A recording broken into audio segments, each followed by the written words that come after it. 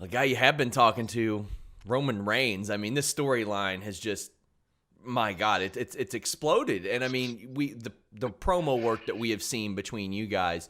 When I talk to people, they'll tell me Roman's gonna want to one up that. Kevin's gonna want to one up that. Like, and does that push you from a performer aspect when you see somebody out there killing it, and you know you gotta at least do as good as them, if not better? Yeah, well, so Roman's never been better, right? Everybody, I'm pretty sure, can agree on that. And he's showing a side that a lot of people, ironically, have been waiting for him to show for a long time because, the crowd reactions he used to get and whatnot. Everybody would wonder, why don't they just embrace that? And now he's embracing it at a time where crowds can't react to him, which is ironic as well. But he's really doing really well in that new attitude and that new way of carrying himself, and it's pretty awesome to see. And of course, it makes me want to match it, like you said. But that's really true of any time I've worked with Roman, even when the roles were reversed. He could because he's very passionate about what we do. So am I, and you know, there's different levels of passion in different people.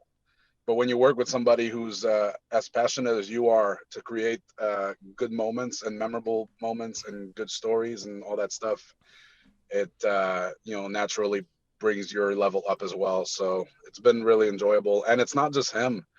Heyman and Jey Uso have been so Oh, great yeah. in their roles as well. It's just really cool to do something. It's fresh. It feels it's very refreshing for me to be involved with all those guys in the way we're doing it now. And I, I hope I hope it continues for sure. So you're in a TLC match this weekend. You have been in a ladder match now every year in WWE since 2015. As I went back and looked, it is Yeah. an innovative match type. You're an innovative guy. When you do that, are you already thinking like, what can I do in this match that I haven't done before, or does the Um, situation predicate the offense? yeah, I think I just kind of like to adapt the match to the situation and the story we're having. I don't really think of things to do beforehand. It kind of comes to me as we go, as the match gets closer. I never set out because you can get ideas for stuff you'd like to do, but if it doesn't fit within the framework of the match you're trying to have, sometimes forcing it just doesn't help, so it actually makes things worse.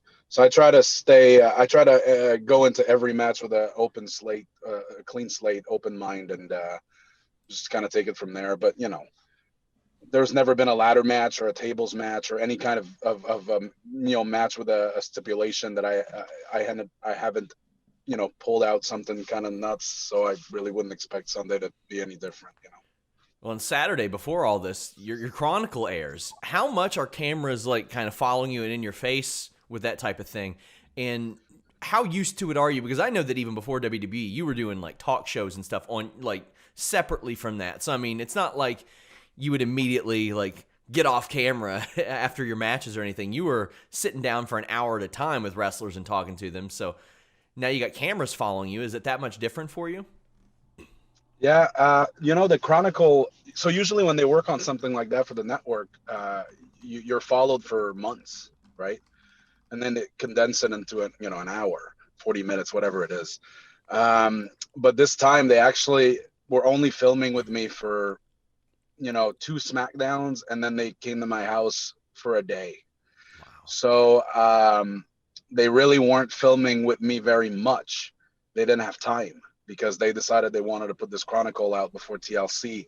So we did what we could, but basically, the whole crew that works on this stuff, the network documentaries, the stuff you see on YouTube, like all this kind of behind the scenes footage you see, all those documentaries, the crew is so incredible, um, that even when they're filming me or following me around, or even in this case when they're at my house, unless I'm sitting down with them to do an actual interview, I almost don't know they're there. Yeah. And in this case, Joey, the guy who filmed it all and is putting it all together, he's like I said, he's really good at just being almost like a ghost in the background. So there's a time, no joke, when he was in my house. I was getting my daughter ready for school in the morning. I forgot he was there, and then she was started talking to him, and I turned around and I said, oh, she's talking to Joey. And that, because he was just kind of off on his side, kind of shooting us do our stuff, and I was just doing what I do every morning with her. So it's cool that they definitely get like a glimpse of what we are, um, before we go to work, and how, in a way, for me, a big part of my story has been how work has always influenced my life outside of the ring, because I'm pretty consumed by work at all times. So that's a big part of this chronicle, actually, is trying not to let this story with Roman and this TLC match bleed too much into my just everyday life, because it's obviously a very big opportunity. But anytime you get to be a part of that stuff, the chronicles or 24s, whatever you want to call them, it's pretty neat, because it gives people something to be excited about, and it gives people a reason to just care about the match they're going to see. In this case, it's airing the day before the big match, so uh, it's cool timing. It's interesting that they put it there, and people are going to get to watch what it's like to kind of prepare for a match like that.